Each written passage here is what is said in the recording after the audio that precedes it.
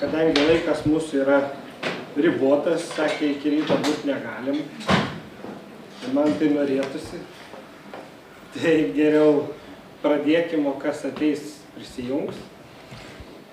Ir aš gal trumpai prisistatysiu, kas aš esu ir ką aš veikiu ir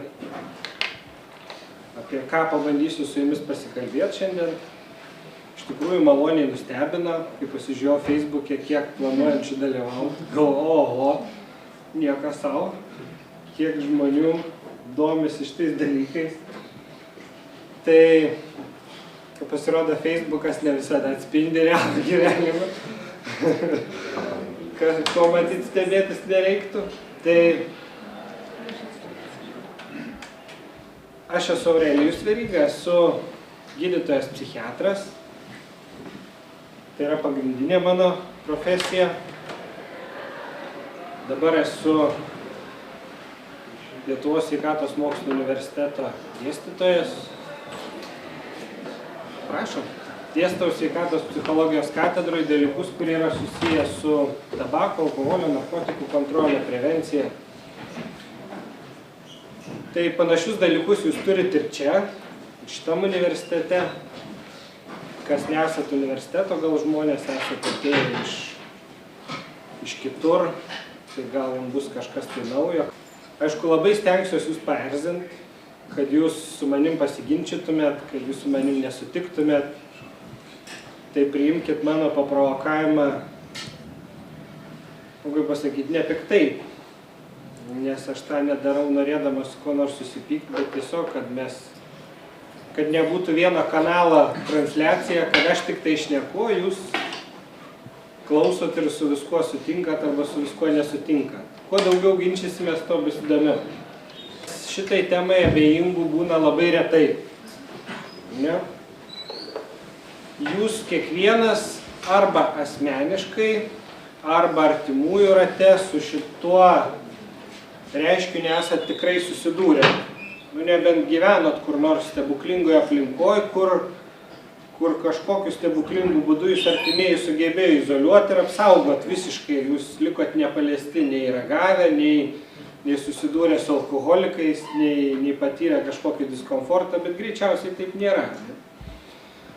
Tai reiškia, turit savo nuomonę šito klausimu. Ir tai yra gerai, nes nuo to yra tik įdomu. Aš kaip visada prisiruošiu labai daug visko, prisidedu labai daug medžiagos, bet neišsigąskit iš to mano turinio. Tai nereiškia, kad mes jį būtinai šiandien turim visą ir aptarti ir pasišnekėti, nes kiekviena iš tų temų galima šnekėti atskirai ne po 1 valandą. Aš pabandysiu truputį prabėgom kiekvieną iš jų paliesti, kad jūs įsivaizduotumėt kontekstą ne tik lietuvišką, kad jūs įsivaizduotumėt, ką užkabina alkoholis be sveikatos, be socialinės srities, kad šiek tiek gautumėt platesnį įsivaizdavimą. Ir pradėti norėčiau nuo to, kad apie pasaulį, apie alkoholį kalba ne tik Lietuvoje. Ir tie, kas esat keliavę arba esat turėję nors menkiausią kontaktą su tais, kurie dirba toj srity kitose šalyse, tą, ką rašo mūsų laikraščiai, tą, ką kalba mūsų politikai, nuvažiavę į bet kurią šalį, jūs galite išgirsti absoliučiai tą patį. Visiškai jokio skirtumo. Kai kurios netgi, sakykime, citatos pastraipom sutampa. Ne tai, kad žodžiai ar frazės, bet sutampa tiesiog tekstai, gabalais galit sudėti ir galit skaityti absoliučiai tą patį. Nuvažiuokit į Norvegiją ir jūs išgirsit politikus ir gamintojus sakant, kad Norvegija yra pati kvailiausia šalis pasaulyje, kad niekur kitur alkoholio taip neriboja kaip Norvegijoje, kad vis tiek tai jokių problemų neišsprendžia, kad vis tiek ten jos yra ir taip toliau ir panašiai. Nuvažiuokit į liberalesnę Daniją, išgirsit tą patį. Kad Danijoje politikai ir šalis yra pati kvailiausia, nes kažkodėl susigalvoja krūvą visokio apribojimų. Pargrįžtam čia į Lietuvą, girdim viską absoliučiai tą patį. Lietuviai yra patys kvailiausi, politikai yra patys kvailiausi, nes nieko daugiau ir nežino, tik drausti ir riboti ir taip toliau ir panašiai. Dabar, kaip alkoholis atsispindi bendram problemų kontekste, kadangi aš vis dėlto esu sveikatos specialistas, esu gydytojas, ne ekonomistas, nors aš ekonomiką paminėsiu, tai man pirmiausia yra įdomu, kiek tai paliečia žmonių sveikatą. Čia yra Pasaulio sveikatos organizacijos 2009 metų, tai reiškia gana nauja skaidrė ir šalių sugrupavimas ir pagrindinių rizikos veiksnių sugrupavimas pagal tai, kurie rizikos veiksniai sukelia didžiausią ligų naštą, ne mirčių skaičių, bet ligų naštą. Nes kai kalbam apie rizikos veiksnius, žmonės su ironija sako, tai ką jūs norit pasakyti, kad jeigu žmonės nerūkys ir negers, tai amžinai gyvens, taip? Nenoriu aš to pasakyti. Ir iš tikrųjų žmonės amžinai negyventų, jeigu jie nerūkytų ir negertų, bet yra esminis klausimas, kaip jie gyvens ir žinoma tada jau kiek gyvens, ar ne? Nes turbūt iš jūsų didelė dalis dabar, kurie esat sveiki, apie šitos dalykus negalvojat. Bet jeigu atsitiktų taip, kad jums tektų gyventi ilgai, bet visą gyvenimą kęsti nežmonišką skausmą, ilgainiui ateitų laikas, kada jūs nebenorėtumėt gyventi. Ir norėtumėt nuo skausmo išsivaduoti. Ne? Tai gyvenimo trukmė nėra pagrindinis rodiklis. Svarbiausias dalykas, kaip žmonės nugyvena tą gyvenimą, ar jie yra sveiki, ar jie kenčia, ar jie nekenčia, ar jie gali gyventi kaip žmonės. Dabar žiūrėkit, pirmas stulpelis tai yra raudonai pažymėtos didelio mirtingumo besivystančios šalis. Tai yra šalis, kurių jūs daug galite rasti Afrikos žemyne, kai kurios iš tų šalių yra Azijos žemyne, dalis Rusijoje teritorijoje yra va, tokių dar vis nepaliestų. Tai žiūrėkit, ten žmonės miršta tikrai ne nuo gėrimo ir ne nuo rūkymo. Todėl, kad neturi iš kur gauti šitų medžiagų, ten žmonės vis dar badauja, miršta nuo bado, nuo mikroelementų stygiaus, miršta nuo užteršto vandens, ką mes senai užmiršom visi, nes galim iš bet kurio čiaupo vandenį drąsiai gert. Gal mums skonis ir nelabai patiks, bet nuo jo tikrai nenumirsim. Tai yra saugu. Ten žmonės vis dar kenčia ir miršta nuo šitų lygų. Vis dar miršta nuo infekcinių lygų. Ir Lietuvoje, jeigu vaikas numirtų nuo plaučių uždegimo, tai būtų baisus skandalas. Tose šalyse, kurios iki šiol neturi nei medikamentų, nei pagalbos, vaikai nuo to ir miršta. Tai yra infekcinės lygos, ypatingai lytiniu keliu plintančios lygos živ, AIDS yra Afrikos šalių, kur pusė gyventojų yra infekuota živ. Ir dabar žiūrėkit, atsitinka įdomus dalykas. Mes patampam civilizuotais kraštais, tai vat patenkam į tą geltonų šalių grupę, patampam žemo mirtingumo šalim, ir pas mus žmonės, sutikit, gyvenimo vidurkis, vis tiek jau ne 30, ne 40 metų, ar ne? 60, 70, tai yra daug. Nes jeigu jūs pragrįžtumėt kelius šimtus metų atgal, tai žmonių vidutinė gyvenimo trukmė ir buvo apie 40 metų. Ne? Buvo toks laikas. Tai dabar kas atsitiko su mumis? Mes patapom labai civilizuotais, tai reiškia, kad mums yra prieinamas mokslas, absoliučiai prieinamas. Ką aš to noriu pasakyti? Ar yra šansų, kad aš norėdamas galėčiau nebaigti vidurinės mokyklos? Norėdamas baigti ją nebaigčiau. Yra tokia galimybė. Vargiai. Net jeigu aš nenoriu jos baigti ir tai mane vaikosi socialiniai darbuotojai, gaudo ten tempia, aiškinasi, kodėl aš ten nelankau, kas čia su manim darosi, žodžiu, kur mano tėvai, kodėl manęs neprižiūri ir taip toliau. Žodžiu, aš net ir verčiamas esu. Tuos dalykus išmokti, studijuoti, ar ne? Toliau kitas klausimas, kiek iš mūsų badaujam? Lietuvoje kada paskutinis badas buvo? Istorijoje. Kaip? Prie Seimo. Prie Seimo nėra. Tai čia specialiai žmonės nusprendė pavadauti. Bet šiaip kada paskutinis badmetis buvo? 17 amžiuje. Gal ir tai labai abejočiau. Nu, nebent ten buvo koks, nežinau, ypatinga sausra, arba kažkas turėjo atsitikti, kad jau išdegtų viskas. Šiaip mūsų platumose badauti yra labai sudėtinga. Nu, nebent labai užsimanytume. Iš tikrųjų, ir patys pradėtume tą daryti. Bet mes esam labai neblogai aprūpinti maisto. Ne? Tikrai nebadaujam. Aišku, skonio reikalas, ne visiems kruopas patinka, bet jų pavalgęs tikrai numirti negali, ne? Nu ir aišku, mes turim pajamų. Tai dabar žiūrėkit, mes civilizuotais besivadinantys žmonės ką padarom. Šiaip visa logika vadovaujantis, turėdami informaciją, turėdami pinigus, nebebadaudami, mes turėtumėm kaip stengtis gyventi ilgiau ir sveikiau, ar stengtis padaryti viską, kad kuo anksčiau užsilenkti. Nu buvo toks hipių šūkis, ne, gyvenk kietai, mirk jaunas ir tarp gražių lavonų. Buvo toks reikalas. Bet čia buvo savotiška tokia kultūra, galima sakyti. Bet šiaip žmonės išsilavinę turėtų stengtis gyventi sveikiau ir ilgiau. Ir dabar žiūrėkit, į pirmas 3 vietas išlipa rizikos veiksniai, 2 iš kurių yra visiškai išvengiami. Tai yra rūkymas ir alkoholis. Įdomus dalykai. Žodžiu, mes turim viską. Turim informaciją, turim mokslą, turim pinigus, turim išsilavinimą. Elgiamės keistai. Išsivysčiusios šalis, į kurias mes labai norim lygiuotis, nu sakykim, kas čia mūsų svajonių šalis galėtų būti, kas Šveicarija kokia, taip? Norėtumėm kaip šveicarai gyventi. Nu, paradoksalu, bet ten ta situacija mažai pasikeičia, tik tiek, kad alkoholis kristeli žemiau, nes rūkimą, arba tiksliau rūkantį žmogų gatvėj, mes sunkiai įsivaizduojam, kad kaip potencialios rizikos objektą, ne? Nes žmogus, kuris eina dabar gatvėje ir rūko, nu kokiais man pavojų gali sukelti asmeniškai. Sunku įsivaizduoti gal kokį, ar ne, nelabai. Bet žmogus, kuris girtas už vairą yra gatvėje, tai užtenka išeiti pro fakulteto vartus, ar ne, ir jeigu jis yra neblaivus už vairą, jūs galit būti kaip norit gerai besielgiantis, jūs galit kaip norit gerai laikytis eismo taisyklių, jūs gali užšokti ant šaligatvio, kaip neretai ir atsitinka, ir žūsit. Tai reiškia, visuomenė pradeda alkoholį suvokti kaip potencialų pavojų ir truputį su juo apsitvarko. Bet tik truputį. Stiekis išlieka pirmam trejetuke. Tai yra pasaulinis kontekstas. Yra kiek daug problemų, vaikai ten žolę rūko, paskutinį kartą man tą repliką Daukšys metė, žino tokį Seimo narį. Žinai, sako, aš tau nuoširdžiai pasakysiu. Žinok, vaikai mokyklai dabar žolę rūko, ten vitaminus vartoja, nebegeria. Nu, jūs matyt geriau žino, ką ten tie vaikai rūko ir ką ten geria, ir kiek jie to alkoholio ten geria ar negeria.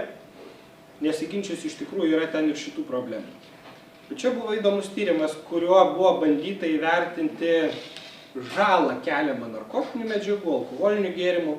Žiūrėkit, tyrėjai priėjo labai įdomios išvados, kad vertinant individualią riziką, tai yra žmogui kažkokiam konkrečiam asmeniui, tai pirmą vietą iš tikrųjų išlipo tie mūsų baubai, tai yra heroinas, metamfetaminas, ar ne, ir kitos medžiagos, kuriais mes čia vaikus gazdinam, anksčiau raganom gazdinam, dabar heroinų gazdinam, ar ne. Žodžiu, šitos išlipo į pirmas vietas, jeigu imam asmenį. Bet žiūrėkit, labai įdomu, ką rado jie, kad visuomeniai arba bendruomeniai didžiausią žalą kėlė vis dėlto ne šitos medžiagos, nes jų vartotojų yra tikrai labai nedaug, santykinai nedaug, o vis dėlto alkoholis. Ir kai sudėjo bendrus taškus, žiūrėkit, kokią išvadą jie padarė, kad iš tikrųjų alkoholis yra viena didžiausių žalų sukeliančių medžiagų, nes jinai yra plačiausiai naudojama. Sutikit, rūkančių žmonių tiek daug nėra, kiek išgėrinėjančių, ar ne? Ir kuo toliau, to labiau mažėja. Tai yra mažesnė dalis visuomenės rūko, negu nerūko. O su alkoholiu yra atvirkščiai. Kalbant apie alkoholį kaip apie psichoaktyvią medžiagą, nežinau, turbūt aš vargiai jums čia pasakysiu kokią nors naujieną, ne? Kad tai yra vis dėlto psichoaktyvi medžiaga. Ir kaip ir bet kuri psichoaktyvi medžiaga, jinai sukelia priklausomybę. Žinoma, galima lyginti pagal išsivystymo greitį tas medžiagas įvairias. Ir alkoholis tikrai nebus pirmoje vietoje. Žiūrėkit, čia yra priklausomybės vystymasis, pavartojus tą patį skaičių kartų skirtingas medžiagas. Čia yra procentai žmonių, kuriem yra nustatomi pirmieji priklausomybės simptomai. Žiūrėkit, pirmoje vietoje yra tabakas, toliau kokainas, heroinas, alkoholis būtų tik tai 4 vietoje. Nu, tik tai kaip čia pasakius, ar ne? Žiūrėkit, čia yra 6 ar daugiau kartų pavartojus, 54% yra fiksuojami pirmieji priklausomybės simptomai. Tai nereiškia lonkės, tai nereiškia, kad nutraukus vystosi baltoji karštligė, nes priklausomybė, jūs visi puikiai suprantat, yra ne tik fizinė, bet yra ir psichologinė. Taip? Žiūrėkit, kaip įdomu, iš tikrųjų žmonės paragavę, išgėrę, labai greitai pasijungia į gynybos poziciją ir stoja mūrų ginti bet kokią psichoaktyvią medžiagą, kokią jie pabando. Ir nelabai skirtumas, kokią pabando. Kiekvienas, kuris išbando vienokį ar kitokį, jis stoja į šitą barikadų pusę. Nu, žolės vartotojai piketavo prie Seimo, alkoholio gamintojai nepiketuoja, kitais būdais ten dirba, ar ne? Galų gale žiūrėkit, kaip yra įdomu. Jeigu kas nors sugalvoja pabranginti cigaretes, kas pirmasis stoja ginti žemesnę kainą, gamintojai ar vartotojai? Vartotojai. Tai vat paradoksalu, bet ne gamintojai, o tas, kuris yra priklausomas ir tas, kuriam yra žala, jisai pats pirmasis stoja ginti šitos medžiagos. Ne? Tai dabar, kad jūs įsivaizduotumėt, kiek sudėtinga yra pasakyti ir nusakyti tą ribą, kada žmogaus psichika ar kūnas pasikeičia ir peržengia ribą, kada mes nebegalim nustoti vartoti, nes tikrai nenoriu pasakyti, kad nuo vienkartinių pavartojimų kas nors tampa priklausomu. Tikrai čia yra netiesa. Net ir nuo heroino vienkartinių pavartojimų yra iš tikrųjų kazuistika, kad žmogus taptų priklausomu. Nes medicinoje morfinas yra pakankamai plačiai naudojamas, tai jūs įsivaizduojate tada kiekvienas žmogus, kuris gauna ligoninėje morfino, išvažiuoja iš jos narkomanas, ar taip? Nu, bet čia nesąmonėgi yra, iš tikrųjų tai taip nebūna, ne? Dabar žiūrėkit, kaip viskas vyksta. Jeigu mes braukiam brūkšnį ir tą brūkšnį pavadinam savo normalia psichinė fizinė būsena. O šiandien jūs esat visi šiek tiek skirtingi, vieni labiau liūdni, kiti labiau linksmi, vieniem daugiau problemų, kitiem mažiau, bet bendrai jūs esat normalūs žmonės. Ne? Jūs normaliai jaučiatės. Nėra kažkokia labai bloga ta savijauta, ar ne? Jeigu jūs tikrai labai blogai būtumėt jautėsi, jūs čia būtumėt neatėję. Savijauta yra normali. Dabar kokiu tikslu yra vartojama psichoaktyvi medžiaga? Alkoholis, kaip minėjau, taip pat yra psichoaktyvus. Galėtumėt pasakyti, kam yra geriama? Kad vidurius paleistų, kad apsiventumėt, taip? Ne? Taip. Žodžiu, siekiama malonaus jausmo kažkokio, ar ne? Nu, kažko malonaus norisi, taip iš jo. Yra vaikų, kurie geria iki komos, nes tai jiem yra atrakcija. Žinot tokį variantą, kaip daro dabar? Žino maždaug, kokį kiekį reikia išgerti, kad kristi komą. Ir prieš išgerdami tą kiekį skambina į greitąją. Nu, toks atrakcija. Maždaug pyliau ir jau kai atvažiuoja, aš jau esu komą. Tai yra ir tokių variantų, ar ne? Nu, yra vaikų, kurie labai džiaugiasi ir didžiuojasi. Aš pats prisimenu, kai studentas buvau, girdėjau gyvai tuos pasakojimus, kaip vakar vėmė, kaip vakar ten privėmė ir tam draugui ten kambarį, kaip tėvai ten siautėjo paskui ir taip toliau.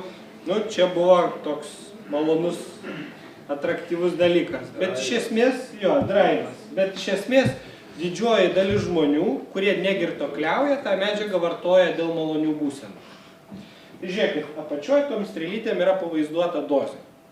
Tai iš pradžių, pradėjus gerti, arba rūkyti, arba dar kažkokią medžiagą vartoti, dozė reikalinga minimali. Sutinkat? Taip, praktiškai visi nuo bokalo alaus pirmą kartą būna girti.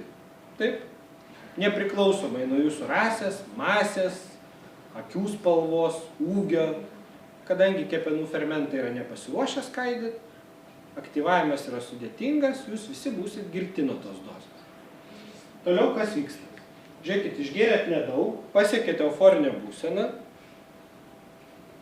Jeigu nepersigerėt, tai reiškia per trumpą laiką suskaldėte alkoholį, grįžot į tą pačią, taip? Toliau jūs po truputį išgėrinėjat, kadangi čia buvo smagu, jūs po truputį tęsėt, kartojat tą veiksmą, ne? Ir visai nejučiom gaunasi taip, kad nuo vieno bokalo, čia yra vyrukų, studentam, aš klausiu dažniausiai medikų, kurie yra šeštakursiai, sakau, kiek normaliai per vakarą. Įsivaizduokit, grupė švenčia kažką, tai ten ir pavalgot, ir išgeriat, ir pašokat, 6-7 valandos, sako kaip, 5-6 bokalai alaus. Vidutiniškai. Tai nebūna girti labai. Apie 3 litrai. Ne? Jeigu jūs būtumėte tą kiekį išgėrę pirmą kartą, aš garantuoju, būtumėte iki pusės nedagėrę ir jau būtų blogai pasibaigę. O dabar po trupučiuką ta dozė užlipo. Ne? Dabar jūs galėtumėt man pasakyti, nuo 6 bokalų euforija būna didesnė negu nuo pirmo vieno, ar ne? Nu, malonumas nuo 6 dabar didesnis negu nuo pirmo to vieno, kur buvo, ar kaip? Pirmą kartą tikriausiai. Pirmą kartą vis tiek buvo geriausia. Ne? Ko gero, jeigu neperdozavot, jeigu perdozavot, atskira šneka yra, bet jeigu neperdozavot, dabar žiūrėkit, kas gaunasi nuo 6. Nuo 6 jūs gaunat jau nepageidaujamus dalykus, kadangi ten atsiranda ir koordinacijos, judesių sutrikimai, kuo daugiau išgeria, tuo daugiau skilimo toksinių produktų, tuo greičiau pykint pradeda ir panašiai. Ne? Tai reiškia, kad pasibaigus alkoholio veikimui, jūs jaučiatės jau blogiau, negu jautėtės iki išgerdami. Taip? Toks įdomus dalykas vyksta, jūs esate čia. Dabar, ką jūs darot ryte? Variantas. Vytautas. Ne? Nu, visi daro visaip. Kas gero kopūstų, kas agurkų rasalą, kas mineralinį, kas po šaltų dušų lenda, kas kavas geria. Nu, žodžiu, kas... Ai, čia atskira šneka. Stop. Dabar žiūrėkit, yra dalis žmonių, kurie iš karto gauna paaiškinimą. Kuom susirgai, tom ir gydykis, taip? Yra toks liaudės išmintis, taip? Yra. Tai dabar žiūrėkit, aš jums pabandysiu tą išmintį pakomentuoti. Dabar tarkim, ką tai reiškia vėmimas apskritai? Kieno čia yra simptomas mediciniškai? Sinodimo. Taip sutinka? Čia nelinksmybės, čia reiškia, kad organizmas yra pilnas kažkokių toksinių medžiagų, jas reikia išvengti, nes jeigu neišvengsit, yra tikimybė, kad mirsit. Taip? Organizmas taip ginasi. Tai dabar įsivaizduokim, jūs vakare privalgėt labai skanios silkės, pasirodo, kad jinai buvo, švelniai tariant, pagedusi. Ne? Visą naktį vėmėt ir trėdėt. Visą, iki ryto. Jau kojas nelaiko, iš ryto būna labai didelė euforinė būsena ypatingai. Kas esat rotavirusą išgyvenę, žinot, koks tai jausmas yra, tikrai patyrė euforiją ir pakilėjimą. Ne? Lengvas pasidarai, taip? Tai dabar kiek iš jūsų čiumpat silkės likučius ir juos pabaigia? Kiek iš jūsų tą daro? Nedarot, bet žmonės sako, kad reikia taip daryti. Kodėl jūs taip nedarot? Čia giliaudės išmintis, negali su ją ginčyti. Jums atrodo kažkokia kvailystė, ar ne? Nu, žodžiu, apsinuodėjot silkę ir dabar iš ryto ją pabaigėt. Bet su alkoholiu kažkodėl visiems viskas atrodo tvarkoj. Jūs vakare jų apsinuodėjot, persistengėt, ar ne, švelniai tariant. O iš ryto jums aiškina, kad jūs turit išgert, kad geriau pasijaustumėt. Keistas toks dalykas, ar ne? Nu ir iš pradžių visiems jis keistas būna, ir iš pradžių ten tikrai negerai būna, bet ateina momentas, kada jūs atsidurėt va čia ir tada alkoholis, tiksliau nedidelės jo dozės, nedidelės, ne vėl prigėrėt 6 bokalus alaus, bet išgėrėt vieną ir jisai palengvina jūsų būklę. Nu, jūs pradedat jaustis geriau, atsigaunate, ne? Ir grįžtat į tą savo normalią psichinę fizinę būseną. Tai ką tai reiškia?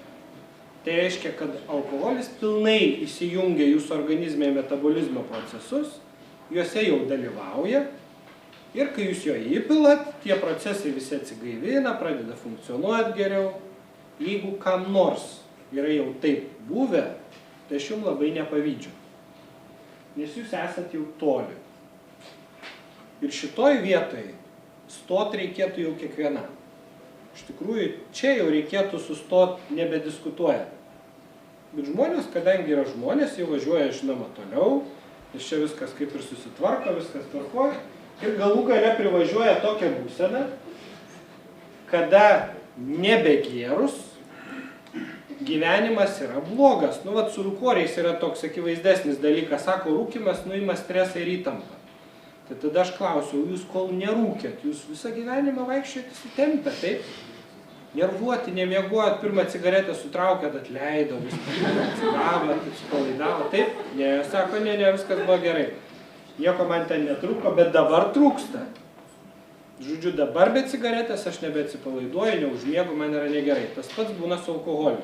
Tik tiek, kad tokių žmonių jūs nebedaug pamatot, nes jų nedaug iki šitos stadijos dagyvena. Tai šitie yra matomi gatvėje, juos jau žmonės vadina alkoholikais ir visokiais kitokiais epitetais, ten ir bomžais, ir latrais ir taip toliau panašiai. Šitie žmonės vartoja alkoholį ar bet kokią kitą psichoaktyvią medžiagą tam, kad pasiektų būklę, kurią turėjo iki pradėdami vartoti. Žiūrėkit, kur paradoksas. Jūs tą būklę dabar turit už dyką ir nieko jums dėl to blogo nesidaro, padirbėkit gerai, ir tą būklę pirksit už didelius pinigus. Nu, paskui, kai nebeturėsit pinigų, pirksit už mažus pinigus, nes odekolonas nebrangiai kainuoja. Bet darysit viską tą patį, kad grįžtumėt į normą. Ne? Nes kol jūs nebuvot pradėję vartoti bet kokios medžiagos, jūs buvot normalūs žmonės, jums viskas buvo tvarkoje. Ar galėjo kas nors pasakyti, kad jūs ligoniai kokie, ar kad jums kažko tai trūksta? Turbūt nelabai. O čia galutinai patvirtinti mano žodžius, čia yra psichiatrinių ligų registras, priklausomybės ligų registras, tai yra tarptautinės ligų klasifikacijos ištrauka. Čia yra labai aiškiai parašyta. Psichikos ir elgesio sutrikimai vartojant alkoholį. Tai yra diagnozė psichiatrinė. Ne? Neparašyta, kad ten būtinai piktnaudžiaujant, dar kažką tai darant. Taip? Tai dabar aš jūsų norėčiau paklausti, nuo ko vis dėlto priklauso tas priklausomybės vystymasis? Ar gali žmogus kuris nors išvengti jos?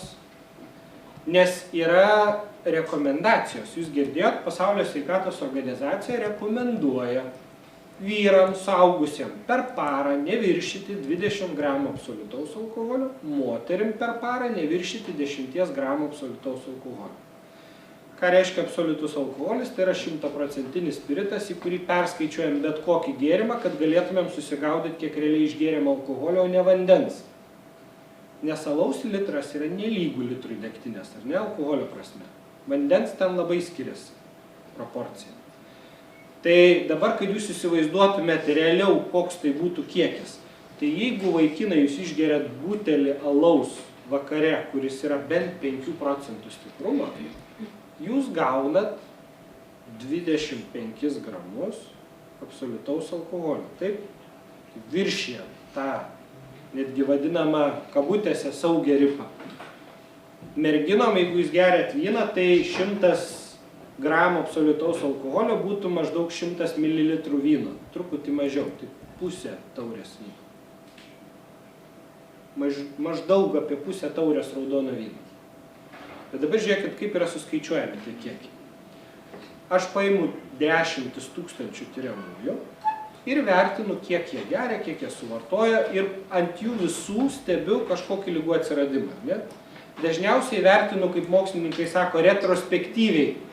Po to, kai jau atsirado, klausiu, kiek jūs gėrėt per savo gyvenimą, kiek ten suvartodavot ir panašiai. Ir iš to išskaičiuoju tuos vidurkius ir tuos vienetus, kurie yra neva tai rekomenduotini. Iš jūsų yra kas nors, kas mediciną studijuojat, ne?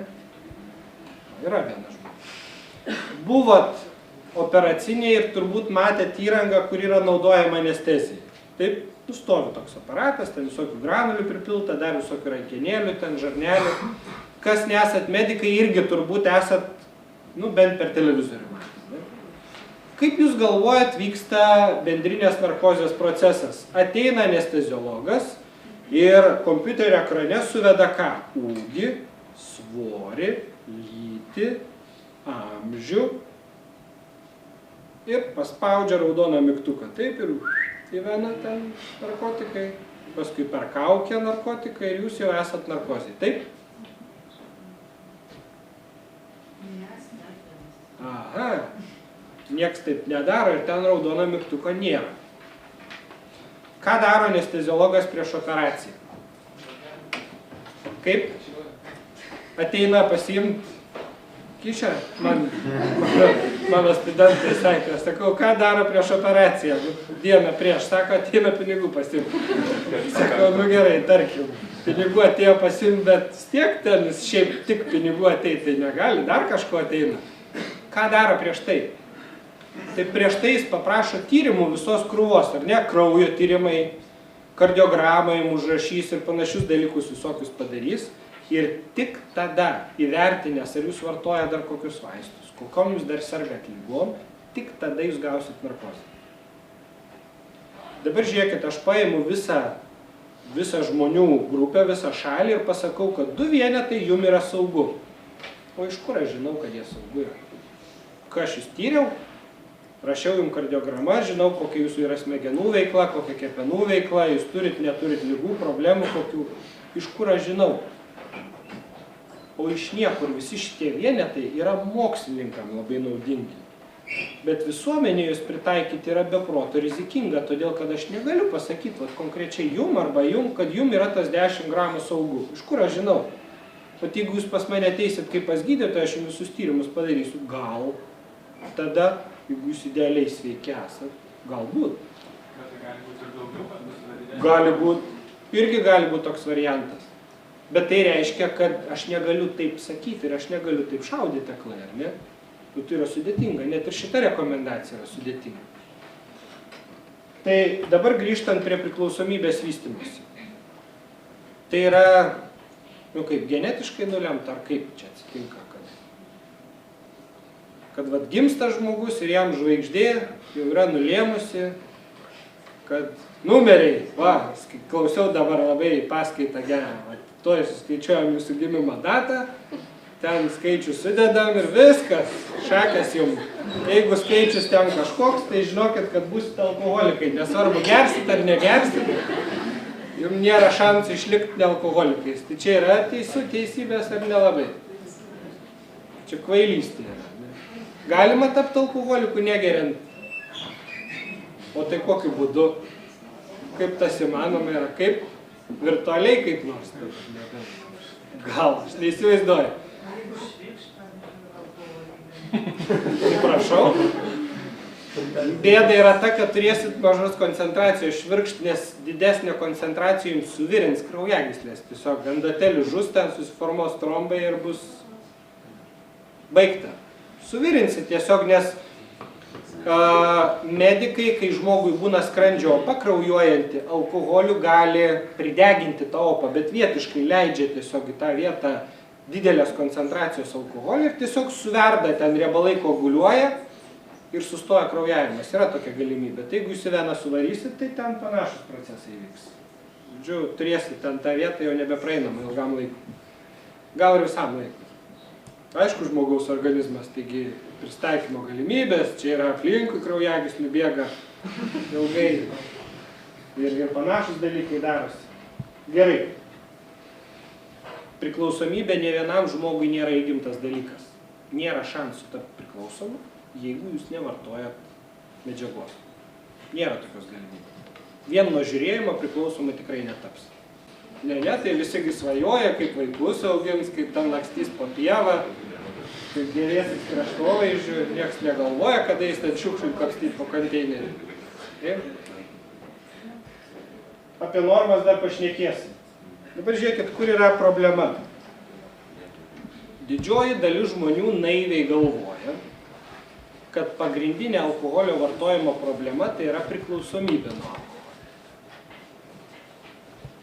Ir čia yra didžiausia klaida, kurią žmonės padaro, nes galvodami, kad jie neturi priklausomybės, nu nežinodami, iš tikrųjų galvodami, kad neturi, mano, kad daugiau jokių problemų dėl alkoholio kilti negali.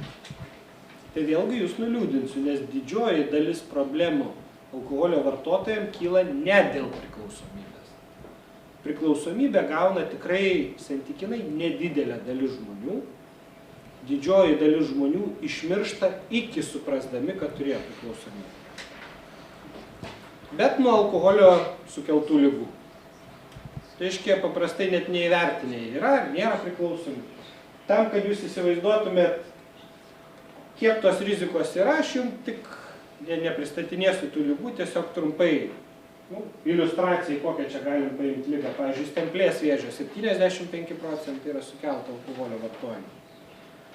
Ir alkoholis ypatingai sukelia tuos vėžius, tiksliau tose vietose, kuris tiesiog ir kontaktuoja. Tai yra visas žarnynas, visa burnos ertmė, skrandis, storžarnės, plonžarnės, tiesioji žarna ir panašiai. Ten, kur yra tiesioginis kontaktas. Su rūkimui žinot, kad plaučių vėžys dažniausiai vystosi, todėl kad ten yra pirmas kontaktas, nors ir kiti vėžiai paskui vystosi, nes kraujyje patenka.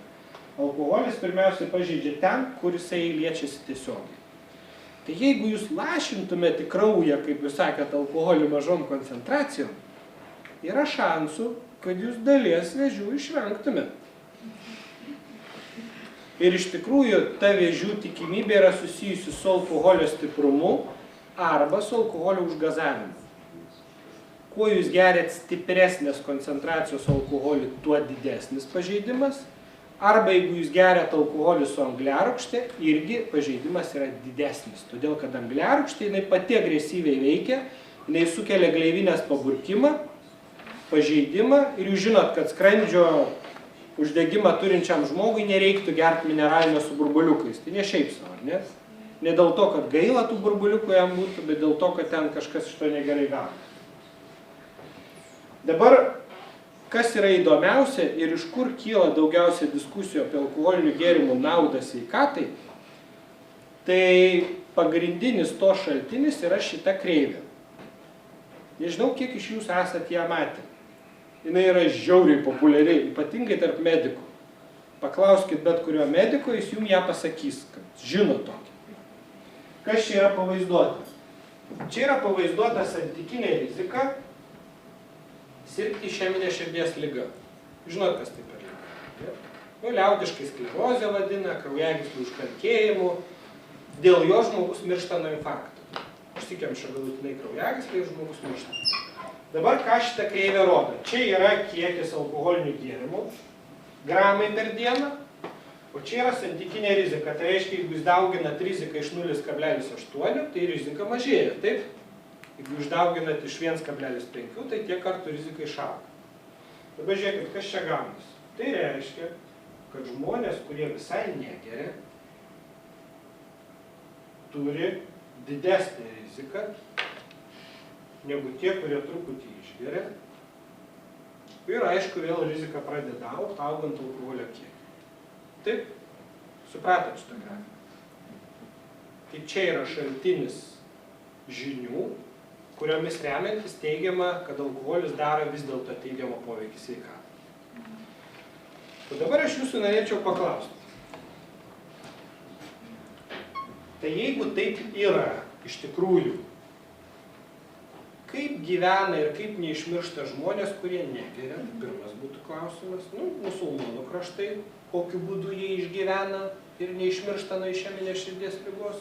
Čia vienas klausimas. Toliau kitas klausimas.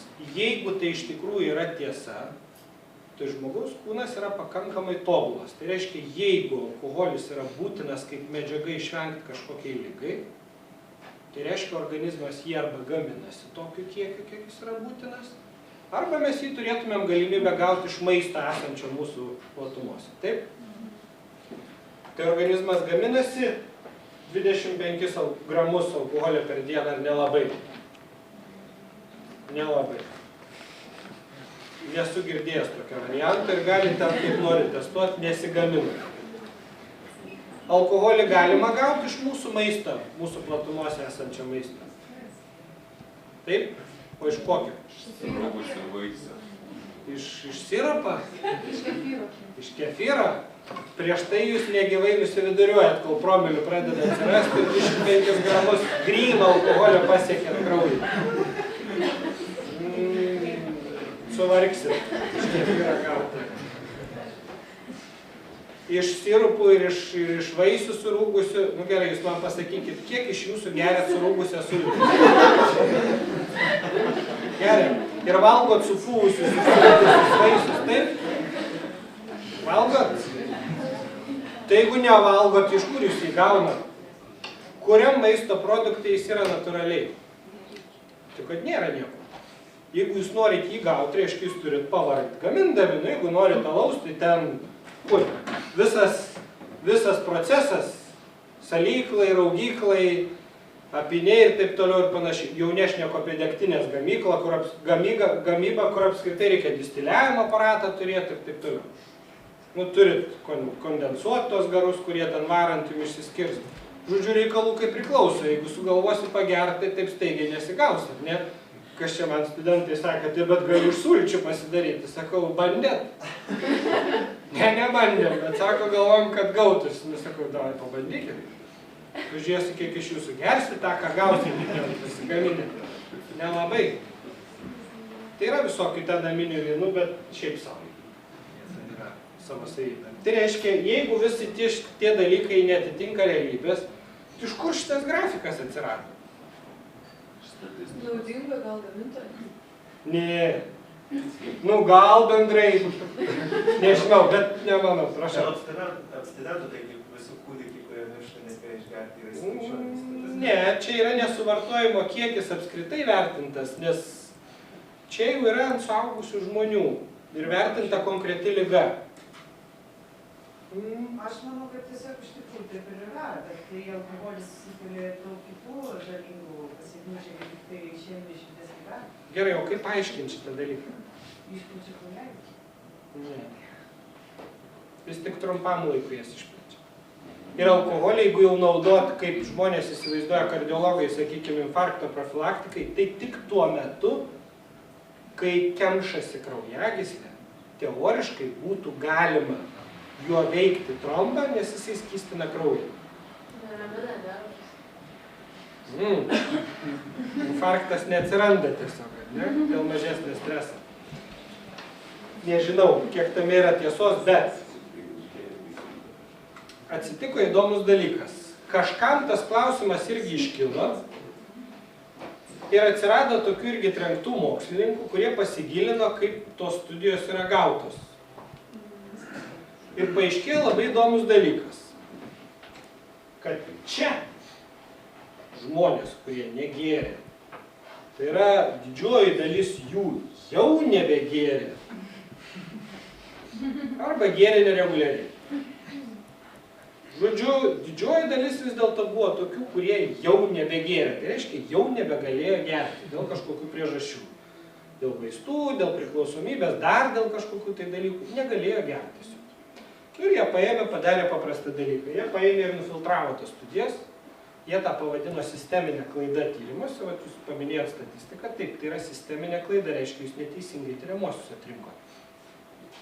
Ir atmetė šitą grupę ir paliko tik tokius, kurie tikrai šiaip negėrė, nu ne dėl ligų, jie neberado šitą efektą. Rado va tokią va, tiesiai, mėlyną šitą. Prasideda va čia, kyla į viršų. Tai reiškia 0 gramų, 0 rizikos. Nes aš jums sakau, jeigu alkoholis būtų būtinas, jisai ir būtų iš tikrųjų. Nu, dar vienas jums klausimas. Jeigu organizme pradeda trūkti kažkokios tai medžiagos, nu, bet kokios, tarkim vitamino C, kas būna su žmogumi? Man trūkštumą.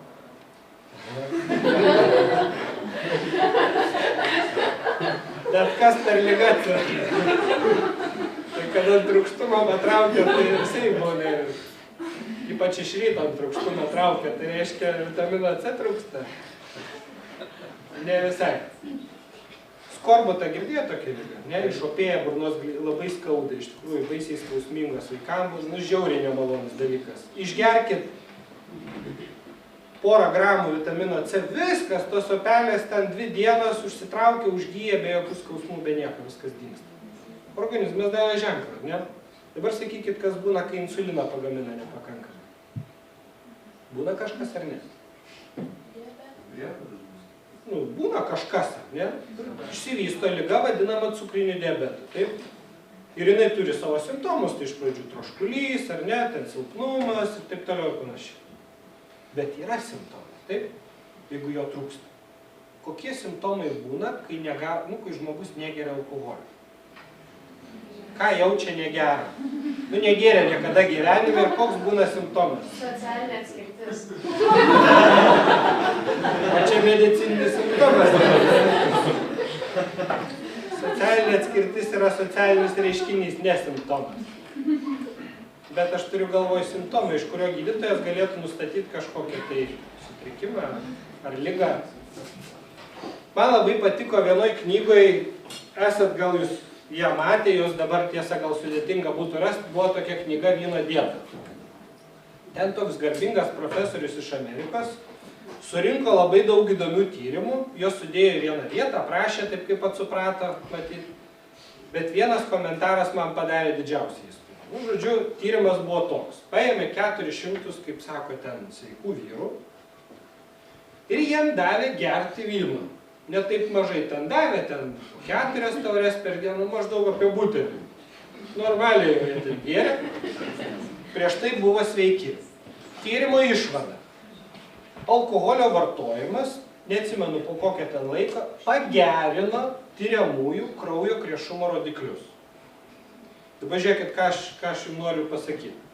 Jūs esate dabar sveiki, taip jums nėra jokių simptomų, jūs gerai jaučiatės, jūs pripils alkoholio, padarys tyrimus, pamatys, kad jūsų kraujo krešumas yra pasikeitęs ir sakys, kad tai yra geriau. Tai yra geriau ar ne? O kom čia geriau? Tik jeigu sveiki esat žmonės, tai reiškia toks ir turi būti pas jūs. Kaip tai suprasti pagerinu? Jeigu aš savo nuožiūrą pradėčiau kiekvienam pilstyti, išpilstyti, gerinti, pabloginti, kas čia būtų. Bet dar viena kokia išvada buvo. Girtumo metu buvo užfiksuoti reikšmingi elektrokardiogramos pakitimai. Išvada. Esant girtumo būsenai, nerekomenduotina rašyti elektrokardiogramą. Gerai, ne? Kadangi buvo, tai kaip prigėrė, tai nesirašyk elektrokardiogramą, nes gausi klaikų rezultatą, nes ten aiškiai matėsi tie pakitimai, ne? Tai tokių tyrimų yra va. Pilna. Ir ar čia kiek čia pramonė su to susijus, kiek nesusijus, nu mes tik paspėliot galime. Gal, žinot, kadangi mokslas yra tokios sritis, kur visą laiką yra ieškoma, klystama, atrandama, nu, gali būti, kad čia ir ne iš piktos valios žmonės tos dalykus daro, bet iš tikrųjų yra labai daug diskutuotinų dalykų. O čia yra ta pati santykinė rizika, tik jau daugiau ligų sudėta. Žiūrėkit, kaip tos kreivės jos turi tuos pilvus ar nelabai. O čia va tas tyrimas, kur su išeminė širdies liga, tai va tas pilvukas toks švelnus lyg ir matosi, ne? Bet žiūrėkit, visos kitos ligos. Yra kur nors pilvas, čia visokie vėžėjai ir panašus dalykai, maždaug 60 ligų, čia aš pilną nedėjau straipsnį. Tai dabar jums tiktų toks mano gydymas, žiūrėkit, aš būčiau labai geras daktaras. Jūs ateinat pas mane susirgę plaučių uždegimu ir aš esu nuostabus daktaras, jums išrašau vaistus, iškart po 2 dienų esat sveiki kaip agurkai. Bet susirgat smegenų vėžiu. Ne iškart, bet po kokių 2 metų. Tinka gydymas? Netinka, bet tai kodėl netinka? Pasijautėt gerai, galite eiti į darbą, nuostabiai jaučiatės. Nu, kas tas smegenų vėžys? O gal jūs mašina pertrenks po 2 savaičių? Kam jūs čia pergyvenat, kas bus po 2 mėnesių ar metų? Netinka. Bet alkoholiu gydytis tinka. Tinkamas metodas. Čia yra kitas tyrimas vaikinam, kurie alų mėgstat. Čia yra alum paskaičiuota bokalais. Kiek reikia išgert, kad gauti tam tikrą riziką. Jeigu kur nors matot mažesnį negu vienetą skaičių, tai jūs man aišku pasakykit. Bet čia yra ta pati santykinė rizika. Žiūrėkit, kaip rizika mažėja, pavyzdžiui, mirtis nuo išorinių priežasčių išgeriantiem 6 bokalus arba daugiau. 7 kartus išauga, taip. Čia yra mirtinas ūmus miokardo infarktas, tai yra miokardo infarktas, kuris baigėsi mirtimi, nu nespėja žmogus paprastai net ir nuvežti, jeigu spėja nuvežti reanimaciją, jis tiek miršta. Tai 6,5 kartų, neišauga. Vis tiek norit gydytis, ne? Tai jeigu alkoholis mažina širdies ligų riziką, kodėl širdies ligos yra numeris 1 žudikas Lietuvoje? Taip stengiamės. Tiek geriame, tiek vargsta, tiek miršta. Kaip yra? Niekada nekilo toks klausimas. Per mažai. Teisingai, jeigu padidintumėt bokalų skaičių, yra tikimybė, kad paskui šitų nebesulauktumėt. apskritai, nors ne bendrai šitas liktų tada pagrindinis. Mirtis nuo išorinių mirties priežasčių, uždustumėt patys, žodžiu, savo turiniu. Jau gerai filtumėt, tai paprastai taip ir baigėsi. Jau komos būsenai žmogus yra absoliučiai pats savo pavojingas tuo atžvilgiu. Dabar žiūrėkit, čia yra iliustracija mito, kad alkoholio problemų turi labai nedidelę populiacijos dalis. Tai yra labai nedaug žmonių turi iš tikrųjų problemų su alkoholio vartojimu, o visi likę yra tikrai normalūs žmonės, kaip Seimo nariai sako, jūs čia prisigalvojat su tais draudimais, o kodėl aš būdamas normalus turiu kentėti čia dėl kažkokių 3 bomžų, ne, kuris ten geria, prasigėrė ir taip toliau. Tai dabar čia yra 15-74 metų amžiaus žmonės Lietuvos, jų čia apie 3000 apklausė. Ne taip mažai. Jau teigia, kad čia reprezentuoja Lietuvą tas tyrimas. Dabar žiūrėkit, čia pagal tam tikrą testą yra įvertinta rizikingai, žalingai vartojantis alkoholį. Ir tie stulpeliai rodo proporciją. Vyrų kas 3, moterų kas 10. Tai čia 3 bomžai, taip? Tarp kitko šitų tyrimų su bomžais netlieka. Nu gal jeigu specialiai užsakyt, praeitas ir padaryti tokį tyrimą, bet šiaip paprastai jų kontingentą bomžai nepatenka. Nu, normalių žmonės apklausinėti. Tai čia iš tų normalių. Bet dabar žiūrėkit, dar įdomiau eina. Čia moteris, 25-34 metai. Matot kitų stulpelių fone, kaip išsiskiria vartojimas. Beveik 2 Kas čia įvyksta su to moterį? Šitam amžiui. Nu, jeigu 18 susitakia gal. Ką? Išlyvas? Žiūrėkit, tai amžius, kada dažniausiai baigiami mokslai, pradedama dirbti ir gauti savo pajamas, kuriama šeima, dar nebūna vaikų. Nu, žodžiu, yra už ką, yra su kuo, yra kaip. Ir vyksta veiksmas, ne? Paskui, kai atsiranda vaikai, nelabai prilakstysi ir nelabai prigersi, nes vaikus maitinti reikia, taip. Vaikam ten prigėrus neduosi pieną, taip. Mažėja, krenta ir laikosi stabiliai. Panašiai su rūkymu. Moteris nėštumo metu dalis metų rūkyti, už tai tas procentas laikosi gana stabilus. Bet dabar žiūrėkit, šitą amžiaus grupę daro ir dar vieną dalyką labai dažnai. Nu, visos daro, bet šitoj grupiai dažniausiai gaunasi. Tai vaikai, ne? Bet šitą amžiaus grupę dažniausiai yra gimdanti. Tai čia reiškia ir rizika yra didžiausia. Kada moteris sužino, kad jinai laukiasi ant rytojaus? Ar ne? Ar biški palaukti reikia? Nu, ant rytojaus nelabai gaunasi, nesužino. Nu, gal ten labai yra visokių jautrių tyrimų, bet aš jų nežinau.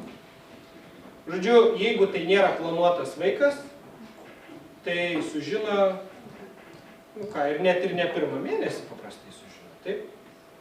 Jau būna kelios savaitės nėštumo praeina. Tai tos, kada yra pati didžiausia rizika, tada, kada formuojasi nervinis vamzdelis, kada užuomazgos atsiranda vidaus organame, tada, kada rizika yra pati didžiausia. Tada moteris paprastai nežino, kad jinai laukiasi ir jinai pila tvarkingai kaip pilus. Jis rodo jų pačių atsakymą. Tai tada jos ateina pas daktarą ir sako, žinot, daktarė, noriu pasitarti. Nu, sakau, apie ką tarsimės. Nu, sako, kaip, yra toks reikalas, aš laukiuos, bet, nu, buvo ten vakarėlis, neatsimenu net kaip baigėsi. Ir aš dabar geriu dar ir vaistus va tokius. Kas bus su mano vaiku, sakau, kas aš jau? Ekstrasensas, iš kur aš žinau, kas bus su jūsų vaiku. Kai gims ir pamatysi, jeigu gims. Jeigu gims. Nes dėl sklaidos efektų labai dažnai persileidimas įvyksta, jeigu jie yra nesuderinami su gyvybe. Jeigu suderinami, tai gimsta vaikas. Dabar, žinot, yra klaikus dalykai, nuvažiuokit į kaimą. Kaimas merdi ne tik dėl to, kad prasigėrė suaugę. Mano mama mokytoja ir jinai dirba mažo miestelio mokyklai. Tai sako, tu neįsivaizduoji, kaip yra pasikeitusi situacija.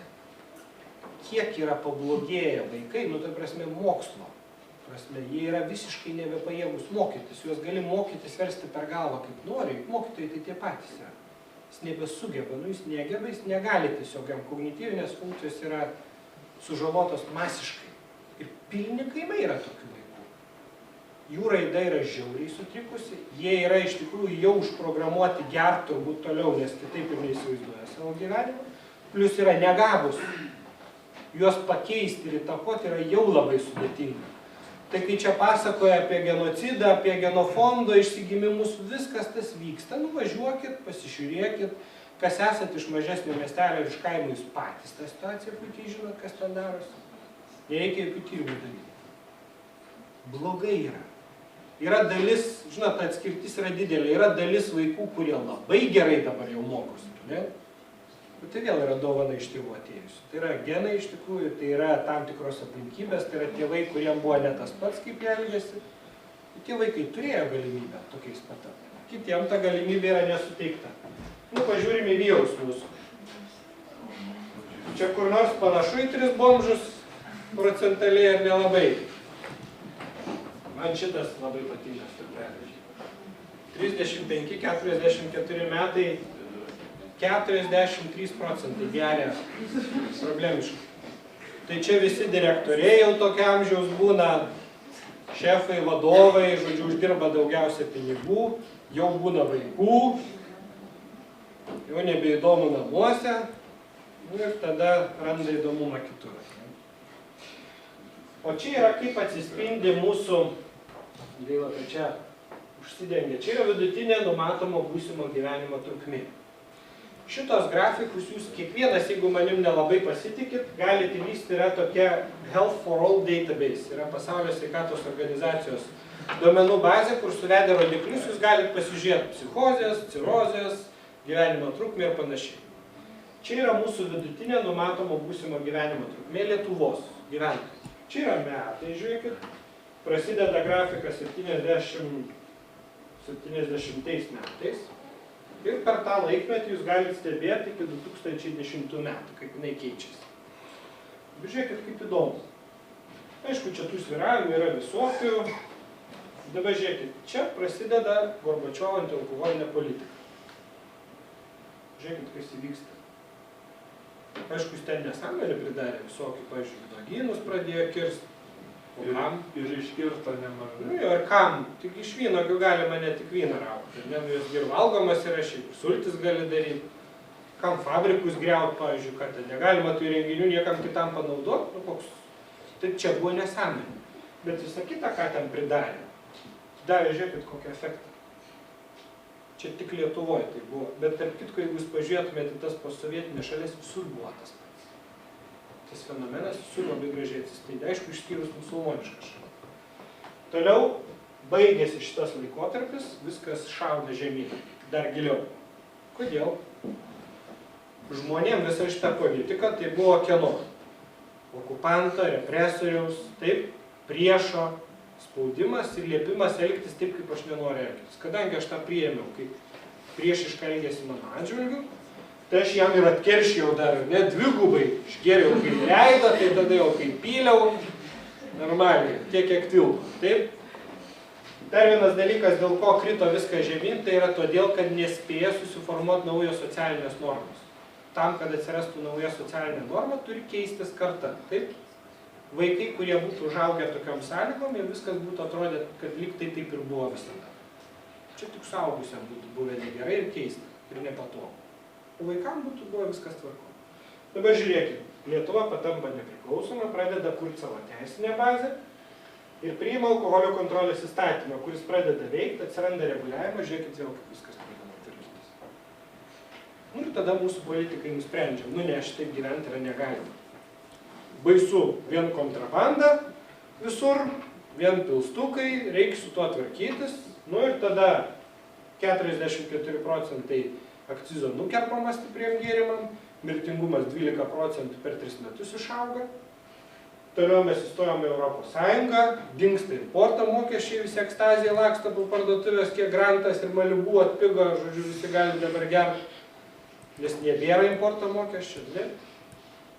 Ir taip toliau. Žiūrėkit, vėl pradedam važiuoti čia. Dabar ta kreivė jau yra užsilenkus, aš jau neįdėjau naujausių duomenų, bet tai labai, nežymiai čia. Linktelėjo į viršų, bet toli kito. Žiūrėkit, kaip idealiai sutampa viską. Tik atsiranda reguliavimas. Aš aišku neturėjau laiko tikrinti tų istorinių visų faktų, bet iš tikrųjų gavau labai įdomų aprašą, kur Lietuvos istorijos tam tikri laikmečiai buvo sulyginti, sugretinti su blaivybės periodais. Jūs žinot kelis tokie, kurie buvo, ne? Valančiaus periodą esate tikrai girdėję, taip? Tai, kas domitės istoriją, pasidomėkit, kai buvo bet koks šviesus langas, po to paprastai sekdavo įdomus dalykai. Taip juokauja, kad žmonės prasiblaivę Tarybų sąjungą sugriovė. Bet aš galvoju, gal čia to juoko mažai yra. Gal tikrai prasiblaivė. Nes po Valančiaus laikmečio sekė sukilimas, buvo ten daugiau visokių laikmečių, kai istorija labai reikšmingai keitėsi. Tai reiškia, kai žmonės pradėdavo mąstyti, jie nuspręsdavo, kad taikstyti su ta situacija, kuri yra dabar, yra negalima. Nei su baudžiava, nei ten su kažkokiam okupacijom, nei su dar kažkuo. Ir Sąjūdžio laikais blaivybės idėjos buvo labai gyvos. Jūs tai aišku to neatsimenat, bet čia būdavo mitingai, Kalnų parke buvo mitingas, aš nežinau, kiek ten tūkstančių dalyvavo, kur ten nežinau, kiek gėrimų supylė į kanalizaciją. 89 birželį. Tai jūs įsivaizduojate alkoholikus, tai turėjo masiškai infarktą ištikti, ten tiek suvertė, viską nešė, pylė į kanalizaciją, bet tai tas buvo tikėjimai, žiūrėkit, kaip tada viskas greit važiavo ir lengvai. Sukūrė žmonės ir įstatymus ir viską padarė, o dabar visi tik tai keikėsi, ar ne, politikai negeri, tas negerai, ar mes negerai, bet reiškia viskas, ką mes galim padaryti, tai nebent prisigert, kad būtų nebūtų. Ne? Dabar kaip mums sekasi prisigert, neblogai sekasi, nes čia yra litrai absoliutaus alkoholio tenkantis vienam gyventojui per metus. Va dabar tai čia yra tas skaičius, kurį jūs minėjote, kad su naujagimiais. Tai čia yra visi Lietuvos gyventojai, iš jų yra dalinamas tas kiekis ir gaunama viskam čia, naujagimiui, pensininkui, jokios skirtumų. Ta žalia linija su burbuliukais, tai yra Lietuvos planas, kuris buvo priimtas 98 metais, skambiai pavadintoje Lietuvos sveikatos programai. Taip buvo suplanuota, taip turi būti. Užpernai turėjo jau būti 7 litrai vienam gyventojui, tai yra plius minus saugi riba, ties kuria pradeda mažėti socialinių pasiekmių, reikšmingai ir galima valdyti procesą. O čia kaip mums sekėsi, raudonu.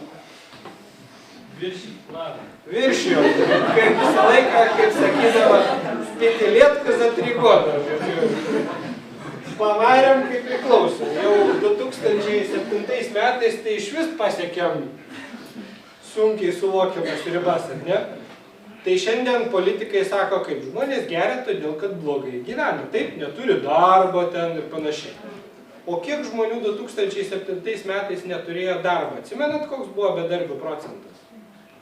Statybos klestėjo. Tai ne tik viskas ten klestėjo.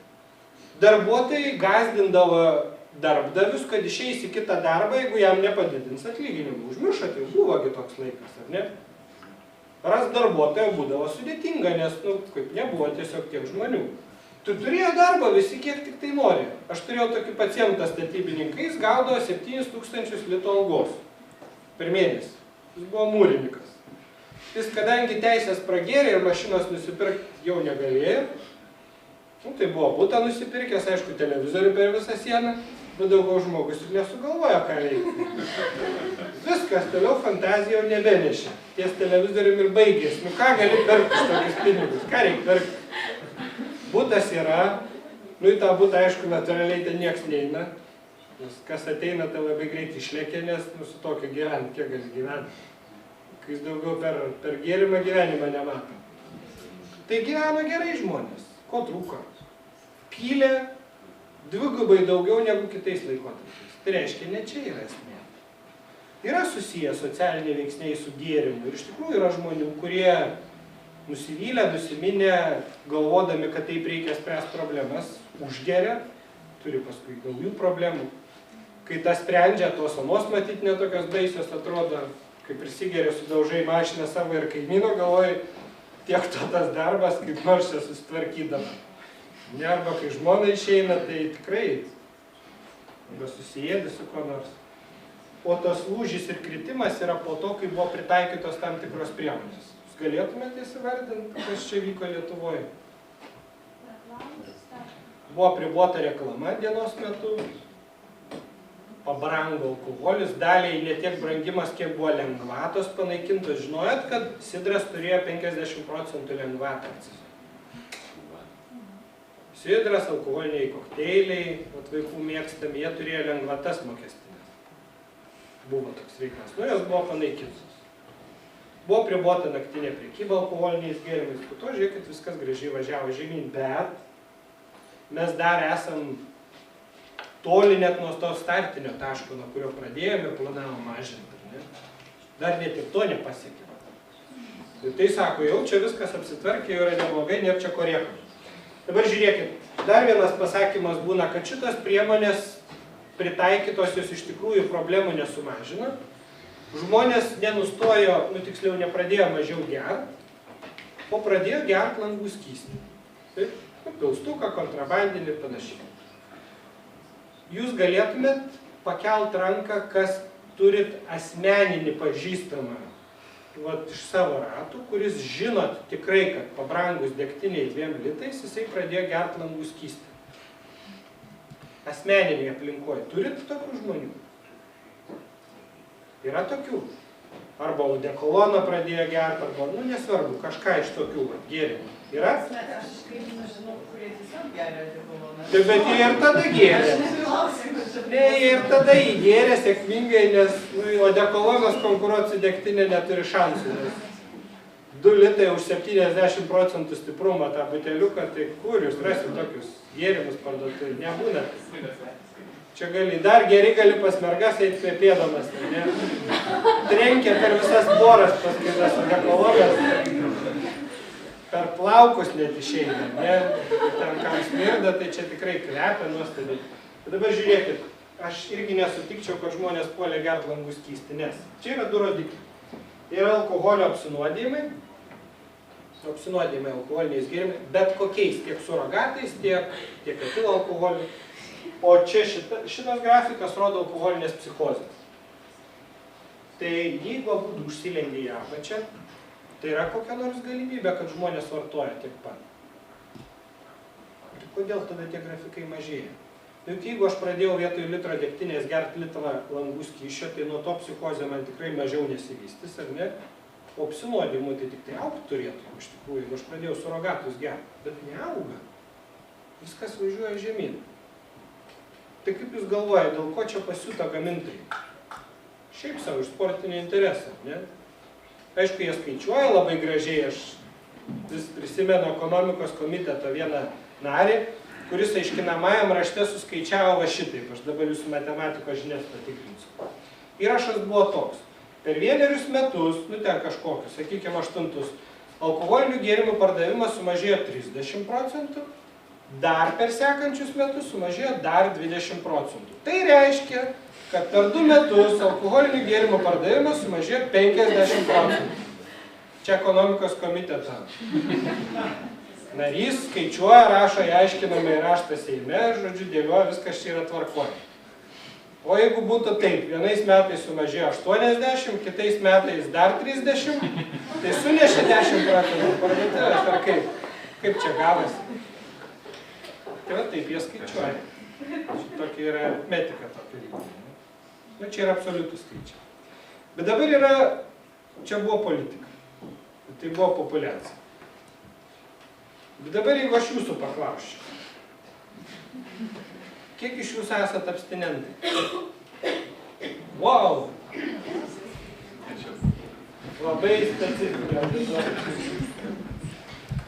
Visi likę esat neabstinentai ir esat saikingi vartotojai. Taip? Sutinkat? Nu kaip, ar jau čia pulsit sakyt, kad jūs esat alkoholikai? Ne. Ne, jūs esat saikingi vartotojai. Taip?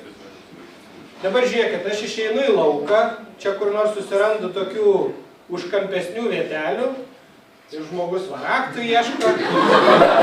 Aš jau paklausiu. Ko jūs juokiatės? Radat, kad negali tai būti? Tai gal pametė žmogus tikrai. kažkas čia negerai. Ir klausiu, ar jūs geriat saikingai? O, aišku, sako, o kaip?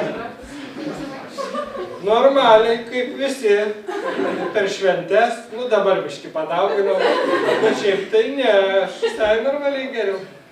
Susirandu aš va tokį vedybininką, su kostiumu, viską, ne, aš viską saikingai, tvarkingai geriau, nu būna kartais, bet labai retai.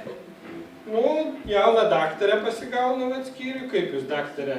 Ne, nu aišku, aš ne abstinentė, bet aš gimtė, aš daug negeriu. Aš geriu saikingai. Prašau. Kas yra abstinentas? Ar tai yra žmogus, kuris niekada nėra vartojęs alkoholio? Ar tai yra žmogus, kuris nevartoja alkoholio tam tikrą laiką? Savaitę.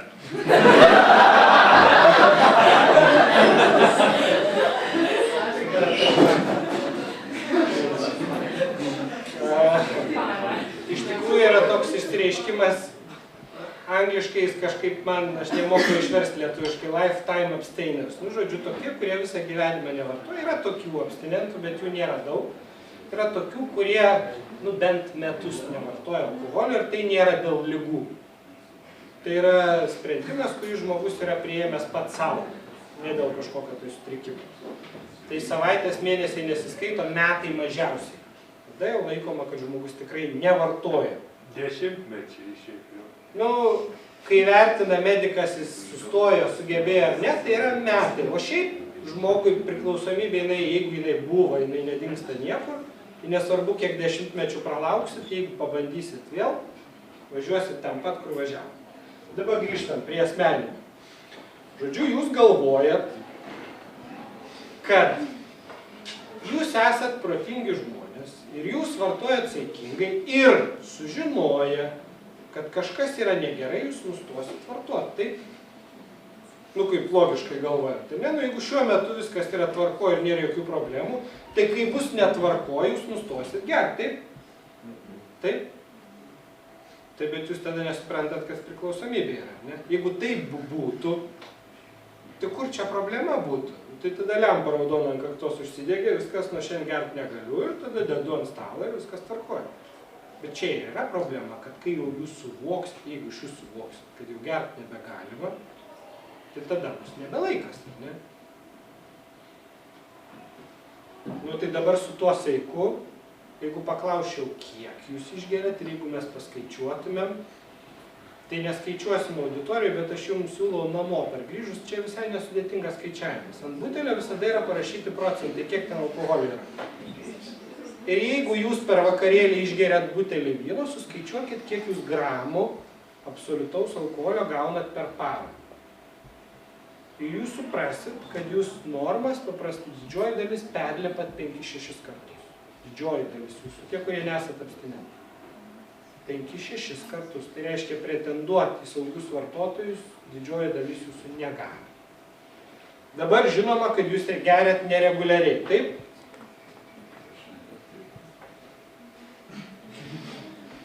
Jau tas antras klausimas, galvoja, vėl čia kažką pasakys, jo dabar reikia atsargiai atsakinėti klausimą. Tai bet žmonės galvoja, kad vis dėlto nelabai reguliariai geria, ne? Nu, kaip sako, aš kasdieną tai negeriu. Tik per Kalėdas, Velykas, naujus metus, vasario 16, kovo 11, per savo sutuoktinių, artimiausių draugų, giminaičių šventes, per krikštynas, laidotuves, vestuves, kai liūdna ir nori atsipalaiduoti, kai linksma ir nori švęsti, bet šiaip nereguliariai. Sutinkat? Nesat reguliarūs. Tai jeigu jūs kiekvienais naujais metais šampaną geriat, tai kas tai yra? Tai ir yra reguliaru, ne? Tai nereiškia, kad kiekvieną dieną reikia gerti, kad tai vadintųsi reguliarių vartojimų. Kiekvienas pasikartojantis cikliškai elgesys yra reguliarus. Ne? Daugiau, mažiau reguliaru, bet tai yra reguliaru. Ne? Jūs tam turit priežastį. Taip, ir žinoma, jūs geriat nedaug. Tinkamai. Tai va, tai aš jums tiesiog siūlau tokį eksperimentą padaryti namie, paskaičiuoti. Ir jeigu jūs viršijat netgi tuos mano butaforinius 2 ir 1 vienetą, tai yra 20 ir 10 gramų per parą, tai reiškia, kad alkoholis jūsų organizme veikia taip, kaip jis veikia bet kokį gyvą daiktą. Kaip veikia alkoholis? Nu, jisai dezinfektantas, ar jūs žinot šitą, ar ne? Nu, jeigu ką nors ten susižeidė, tai galima su spiritu patrinti, tai dezinfekuoja žaizdą, nu, žodžiu, grubiai tariant, nužudo mikroorganizmus. O kokiu būdu nužudo? Tai kaip jie prigeria ir nudvėsia, ar kaip būtų? Kaip žūsta bakterijos nuo alkoholio? Kaip? Koks čia veiksmas įvyksta? Alkoholis iš jų vandenį ištraukia ir dehidruoja ir žūsta. Tas pats, žiūrėkit, jeigu esat rankas, kada pasitrynę didelės koncentracijos alkoholių, esat pajautę, kaip nusausėja oda iš karto, ne? Iš odos ląstelių jūs lygiai sėkmingai tą vandenį ištraukia. Tai jeigu jūs jo pripilat į save, tai jūs daro lygiai tą patį. Jis dehidruoja ląsteles ten, kur jo patenka, ne? Nu ir tada tvarkosi savotiškai viskas. Tiek kepenų, tiek smegenų ląstelės, ten dalis jų žūsta. Žinoma, nežūsta gabalais ir kilogramais. Ir žūsta ten po 1-2 ir žinot, jūs tos fenomenus, kaip po tam tikrų išgertuvių nebeatsimena žmonės, nei su ko gėrė, nei kur gėrė, nei ką veikia. Tai visi šitie procesai nevyksta šiaip savo. Yra ten tam tikras mechanizmas, kaip visą tai įvyksta. Dabar ką jūs turėtumėte žinoti vienas, ir čia ne mano sugalvoti. Alkoholis yra klasikinė psichoaktyvi medžiaga, kuris sukelia priklausomybę. Toliau. Vienas iš departamentų, kuris atsakingas už žmogaus sveikatą, savo ataskaitą alkoholį įvardino kaip žinoma žmogui vėžį sukeliantį kancerogeną. Vėžį žmogui sukeliantį kancerogeną. Nes yra kancerogenų kelios grupės. Yra A grupės, B grupės. A grupė yra įrodyta, kad žmogui sukelia, B grupė sukelia gyvūnam, bet neįrodyta žmogui panašiai. Alkoholis yra A grupės kancerogenas. Nediskutuotinas.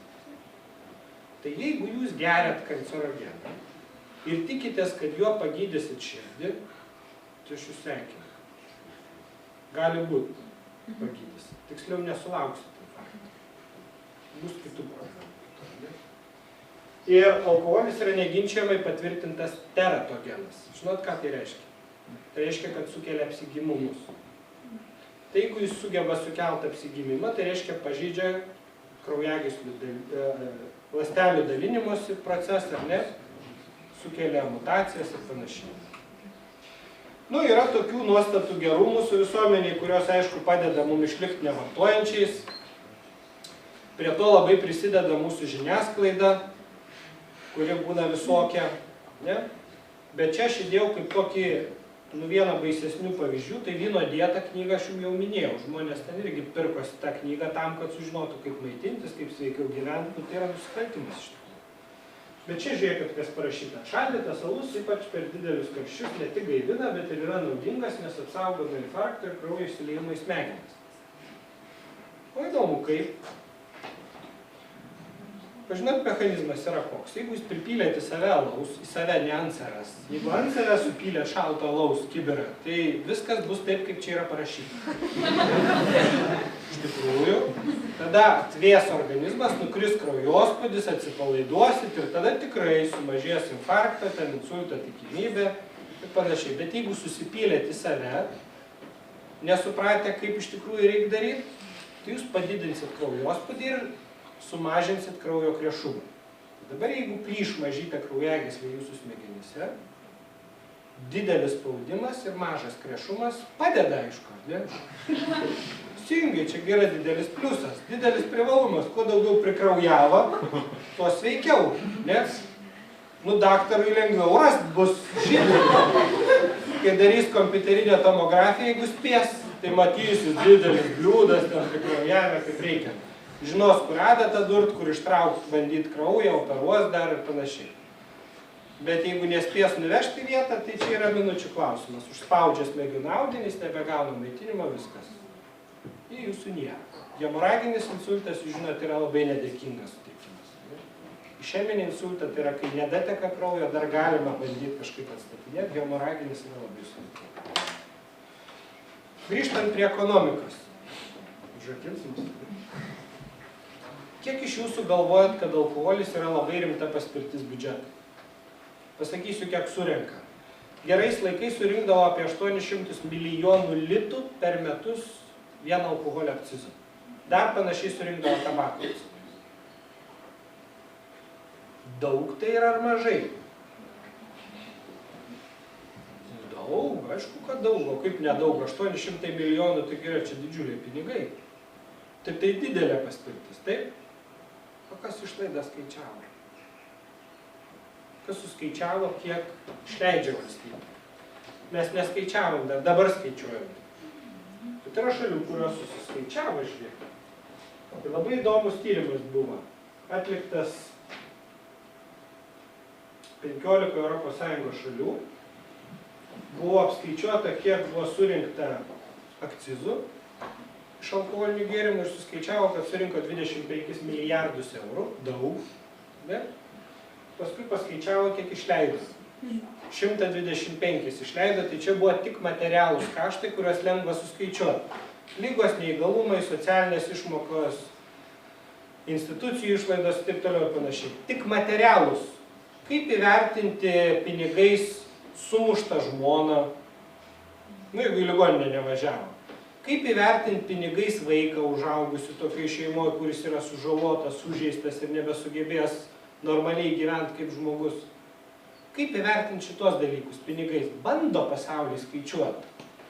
Bet tai yra beproto sudėtinga. Žiūrėkit, žmonės, kai bylinėjasi teisme dėl moralinės žalos atlyginimo, tai paprastai mosteli daugiau negu dėl sveikatos, ar ne, ten fizinės, kur operacija tiek kainavo, bet jau jeigu moralinė žala, tai jau tada mosikuojasi milijonais, ar ne? Šitą netgi labiau vertina, negu tą fizinę. Tai pabandė ir tą suskaičiuoti, maždaug. Tai taip primetė, kad maždaug apytiksliai apie 270 milijardų eurų. 25 gavo, 270 išleido. Liuks ekonomika, ne? Tikrai pliusą labai greit važiuojasi. Pravai iš tos spalvų. Tai taip, viskas suskaičiuojama. Vat nedarbingumas, panašus dalykai. Tai ekonomiškai žiauriai apsimokantis verslas. Dabar žiūrėkit. Jeigu jūs galvojat, kad be šito verslo ekonomikai būtų labai liūdna, pasakykit man, kiek iš jūsų neišleidę savo pinigų alui, tuos pinigus sudegintumėt. Šiaip iš principo sunaikintumėt. Jeigu metaliniai, tai išlydytumėt arba į kanalizaciją išmestumėt. Kiek iš jūsų taip darytumėt? Nedarytumėt niekas? O tai kur dėtumėt pinigus? Parūkytumėt. Ką darytumėt? Tik vis tiek išleistumėt. Ar jūs galvojat, kad jūs juos padėtumėt, neleistumėt niekur? Vis tiek kažkur išleistumėt, ar į kiną eitumėt, ar į teatrą, ar eitumėt skaniau pavalgyti, ar geresnį rūbą nusipirktumėt. Tai jūs man pasakykit, makroekonomiškai čia būtų kokia nors žala, ar ne? Jeigu jūs tos pinigus vis tiek finale paleistumėt į rinką. Nebūtų. O kur ta žala būtų? Tik tiek, kad kiti sektoriai atsigautų. Taip? Tie, kur jūs pinigus išleistumėt. Tai reiškia nebe Švyturys, ne Stumbras, ne Kalnapilis. Švyturys, Kalnapilis, Utena, Wolfas Engelman, jau ir nebe Lietuvos įmonės, tarp kitko, jos tik giriasi, kad jos daug mokesčių sumoka, bet aš turiu tada klausimą. Kaip jūs galvojat, kas sudaro tos 800 milijonų litų? Kas čia per pinigai? Tai čia gamintojai giriasi, kad jie tiek sumoka mokesčių. Žinot, kas didžiąją dalį sudaro? Sudaro akcizas ir PVM-as. O kas šitos pinigus sumoka, gamintojai ar jūs? Tik jūs ir sumokėtumėt. Prie ko čia tie gamintojai? Gamintojai sumokėjo pelno mokestį ir tai jeigu turėjo, nes dažniausiai jie rodo nuostolius. Aš neįsivaizduoju, kaip jie išsilaiko apskritai. Nuostoliai ir nuostoliai. Švyturys dabar pasigyrė 100 milijonų dividendų išsimokėjęs, tai sumokėjo pelno mokestį. Bet visa kita, taigi išvežė, tai tik mokestį sumokėjo, pelną tai išsivežė lauk, išsivežė į Daniją. O mums čia paliko tvarkyti su savo reikalais. Mes patys susimokėjom pinigus, labai pagyrėm pramonę, kad jinai labai daug mums padėjo, išsivežė pinigus ir mes labai džiaugiamės. Ir turbūt, kad dabar, kai bus socialinių įmonių apdovanojimai, ko gero jie gal dar ir medalį gaus. Socialiai atsakingą elgesį. Jeigu jūs norėtumėt palyginti alkoholinių gėrimų kainą aš visą laiką jums siūlyčiau prisirišti prie tam tikro fiksuoto dydžio. Jeigu jūs norit įsivaizduoti brangiai ar pigiai kainuoja alkoholiniai gėrimai dabar. Čia aš įdėjau palyginimui sovietmečių buvusias kainas, kuomet darbininko alga buvo 70 rublių, o degtinės pusę litro kainavo 3 rubliai, ten 15 kapeikų ar kažkiek, bet žodžiu apie 3. Tai reiškia, darbininkas už visą savo algą galėjo nupirkti 23 butelius degtinės.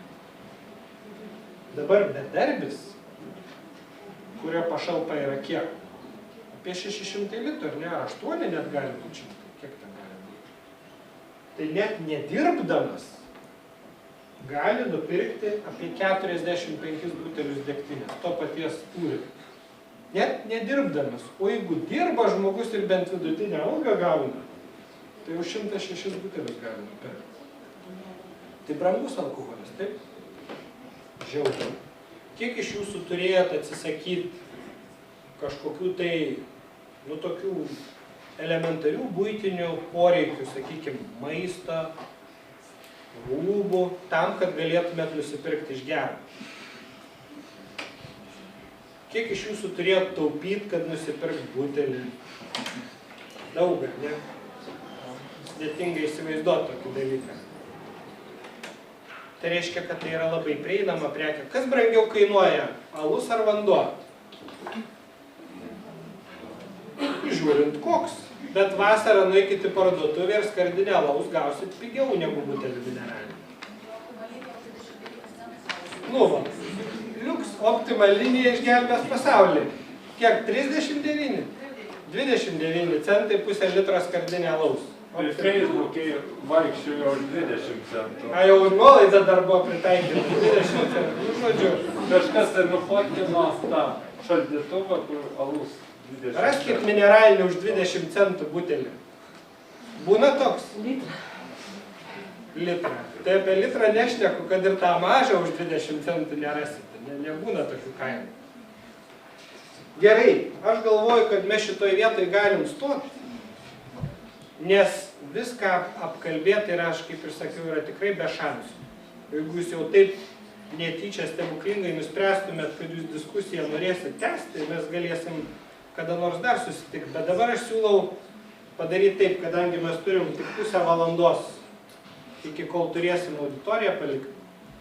Tai gal jūs dabar turit klausimų kažkokiu ir mes dar galim padiskutuoti. Jūs tai sakėte, kad nesivysto priklausomybė nuo to, kad nuo genų ar kažko šimstalumo? Nuo genų nesivysto. Genai gali lemti polinkį, jai vystytis. Ir tyrimai padaryti su vaikais, kurie gimsta alkoholikam, net jeigu jis nebeauga alkoholikų šeimoje, paima, jis auga, sakykime, kad ir nuo pat gimimo auga normalioje šeimoje, jeigu jis pradeda vartoti alkoholį, jo tikimybė, kad jis taps alkoholiku, yra ženkliai didesnė negu to vaiko, kuris gimė ne alkoholiku. Aš skaičiau, kad priklausomybė alkoholiui išsivysto per 20 metų. Bet aš suprantu, kad gal neteisingai perskaičiau, bet aš šitą informaciją buvau pasilikusi. Vėl, čia yra toks, kaip pasakyti, keistas teiginys, nes jeigu jūs per 20 metų gal 2 kartus tik tai pavartosit. Ne, čia matytumai, man buvo omeny, kad dažniau vartoji. Bet neparašyti irgi turbūt kiek dažnai. Tai kaip jūs pasakytumėte? Aš nežinau. Jeigu, pavyzdžiui, vartoji kiekvieną vakarą po... Labai greitai. Aš jums įrodžiau skaidrę vieną iš pirmųjų. 6 kartus pavartojus, 54% žmonių yra fiksuojami pirmieji priklausomybės simptomai. Alkoholis jisai įsijungia į metabolizmo organizmą, pradeda dalyvauti medžiagų apykaitą. Tai jeigu jūs kažkokią medžiagą, prie kurios įpratę esate, gerai, neimkim medžiagą. Sakykime, atsitiktų kažkoks stebuklas ir žmonės staiga sukurtų tabletę, kurią vieną išgėrė, tai daugiau nereikia per dieną nei valgyti, nei gerti, nieko, viskas, ten visos medžiagos, jums trūktų valgymo pačio kaip reiškinio. Bet jūs alkį jau nejaustumėt, viskas būtų tvarkoj. Trūktų kaip reiškinio ar ne? Aš manau, kad labai trūktų, nes visas sėdėjimas, visas skolis, kvapas, visi tie malonus potyriai, juk jų nenuneiksi, taigi jų tai trūktų. O kuo tuštumą pildysi? Tai tabletė tai labai valio, Reiškia, mažiau dirbti reikia, tiek pinigų nebereikia išleisti, bet visai kita tai prapuola. Tai, kad alkoholis sukelia diskomfortus, tai jisai sukelia ir biologinį diskomfortą, nes medžiagų elementariai pradeda trūkti. Ir receptoriai smegenyse į tą reaguoja, į tos pokyčius. Žiūrėkit, dabar jūs alkio jausmą, kai jaučiat. Jis yra fizinis ar psichologinis? Ar tikrai? Tik? Ne tik. Juk iš pradžių, kai jūs užsimanot valgyti, tai atsiranda noras valgyti, dar nebūna skrandžio spazmų, taip? Tiesiog kyla mintis, kad jau reiktų pavalgyti, taip? Nu, didžiai dalį. Paskui atsiranda fizinė išraiška, ne? Skrandžio spazmai, žarnyno spazmai. Paskui, kas esate jautresni, atsiranda galvos skausmas, taip? Nu, pradeda skaudėti, pasidarot pikti, irzlus, nervuoti, ar ne? Taip? O jeigu 2 paras jums neduotų valgyti, tai jūs užmirštumėt visas savo vertybės, studijas ir eitumėt ramia galva laužti kaimynų sandėliuką, tik tai nuo jūsų, kaip pasakyti, vertybių sistemos priklausytų pasiteisinimo turinys, kurie šiaip žulikai būtų. Tai nesuktų savo galvos, išlaužtų sandėliuką ir sakytų, baisiai, jis turi, aš neturiu, aš noriu valgyti. Kur problema? O jūs, kadangi esate intelektualai išsilavinę, tai jūs čia graužtų sąžinę, iš pradžių laužiant tą sandėliuką, sakytumėt, nu va, kai jau galėsiu, aš ten prisipažinsiu, susitaisysiu ir taip toliau ir panašiai, bet vis tiek laužtumėt. Tai čia nereikia mėnesių, nereikia čia nieko, psichika, jinai keičiasi labai greitai. Tai va tai yra biologiniai procesai, kur žmogus, kol pavalgė, visi sako, kad aš galiu badauti. Arba nevalgyt po 6. Dažniausiai visi tokį planą susikuria, kai būna pavalgę. Bet kas ten atsitinka tą 6 valandą, kažkas čia susijungia, koks tai kontaktas, kad būtent po 6 prasideda kažkokie mistiniai reiškiniai. Ir tada žiūrėkit mąstymas, kaip keičiasi. Aha, taigi čia nemirtinas reikalas, juk aš ir rytoj galiu nuo 6 nevalgyti, ne? O tai ir poryt galiu nevalgyti ir baisiai, kas čia labai atsitiks per tą vieną dieną. Jūs sugalvojat, nu gerai, šiandien vat įtampos daug buvo, ne? Man reikia nusiraminti ir panašiai. Vat tokia yra žmogaus psichika, jinai taip funkcionuoja. Ir kol mes turim medžiagą, mes esam ramus, mes turim. Tik jinai dingsta ir prasideda visi ir skausmai, ir tos psichologinės problemos ir panašus dalykai, bet tai yra universalu, čia ne tik psichoaktyvių medžiagom. Šiaip biologiniam procesam. Tai nežinau, ar atsakiau, ar nelabai.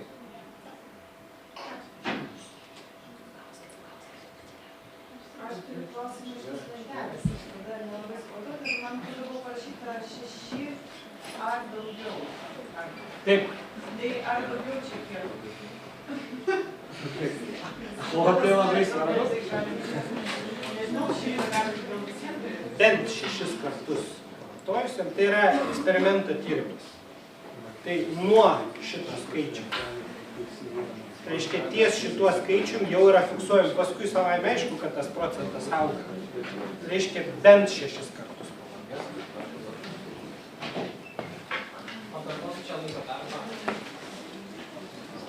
Negaliu pasakyti.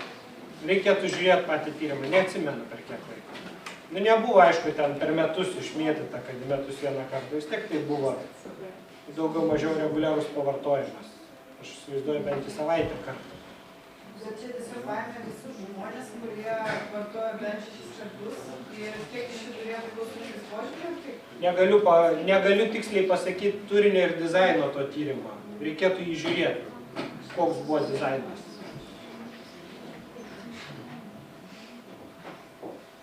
Gerai. Tai jeigu labai įdomu, aš galėsiu rasti tą tyrimą.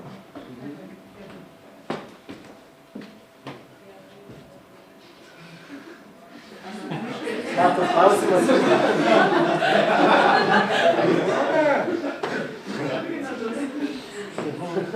Gera mintis. Tai ar turėtumėt dar klausimų? Jeigu ne, tai kiek iš jūsų manot, kad tą problemą apskritai reikėtų spręsti? Sutiktumėt, ne, kad kažką daryti reikia. O kiek iš jūsų norėtumėt prisidėti prie problemos sprendimo? O, Beveik visi, tikrai. tai va žiūrėkit, iš tikrųjų, kokią man mintį davė, kad pasakyt, kad iš tikrųjų tokios galimybės apskritai yra, tai aš nebejoju, kad jūs būdami jauni ir aktyvūs žmonės kažkur dalyvaujat organizacijose pačiose įvairiausiose, ar ne, ir dalis gal esat skautai, tokiu būdu prisidedat, užsiimat, bet tie, kam galbūt specifiškai įdomu užsiimti priklausomybių prevenciją, sudalyvauti kažkur, pastebėti politikus, panalizuoti, ką jie veikia, pabandyti jiem paaiškinti, žodžiu, papolitikuoti, pabendrauti su žmonėm, aš jums siūlau iš tikrųjų jungtis prie judėjimų, kurie užsiima šitais klausimais. Vienas iš jų tai yra organizacija, kuriai aš vadovauju, tai jau nebe universitetas, tai yra Nacionalinė tabako ir alkoholio kontrolės koalicija.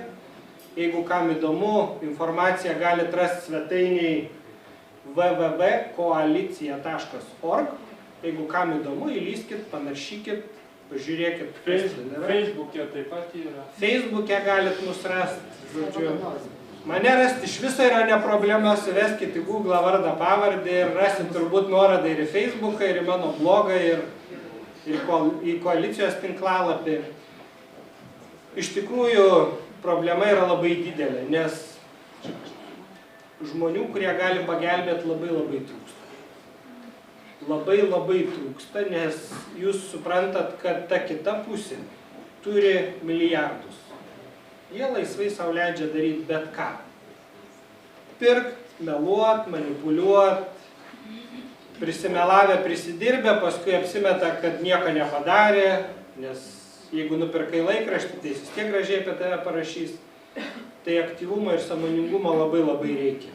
O jūs esate jauni, protingi žmonės, tai jūs būtumėte aukso vertės. Jeigu jūs kažkokiu tai būdu, bent jau informacijos klaida galėtumėt prie to prisidėti. O ateityje, sakau, jeigu jums bus įdomu vaikų problemos, jeigu jums bus įdomu reklamos problemos ir kiti dalykai, mes iš tikrųjų, aš galvoju, galim pasiderinti, pasitart ir jeigu organizatoriam tas tiks, galėsim susitikti gal ir dar sykį, jeigu bus toks interesas. Aš tikrai mielai atvažiuočiau ir pasišnekėčiau. Tai o dabar ačiū labai už kantrybę. Šiuo atveju gal šiek tiek šalčiai, nes labai nereikia.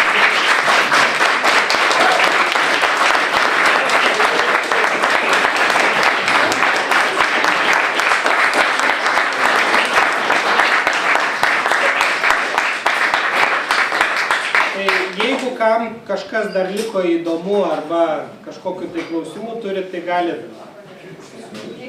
prieit asmeniškai pasiklausti, galėsiu pasakyti atsakyti. Tai ačiū už gerą vakarą.